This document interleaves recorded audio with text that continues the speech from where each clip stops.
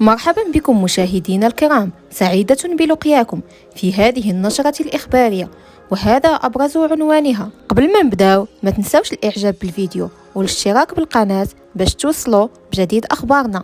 إليكم التفاصيل. ربطت الجامعة الملكية المغربية لكرة القدم مشاركة المنتخب المغربي لأقل من 23 سنة في كأس إفريقيا للاعبين المحليين المقامة بالجزائر توفر خط مباشر من المغرب للجزائر لنقل البعثة المغربية.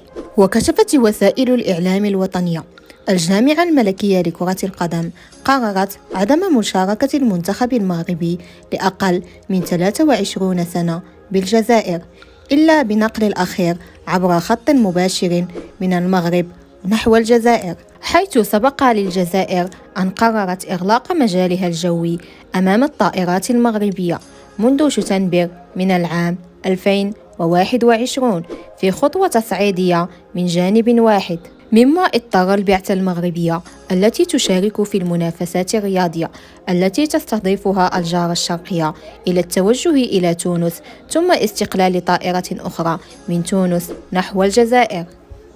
شكرا مشاهدينا الكرام على حسن المتابعة، إلى اللقاء.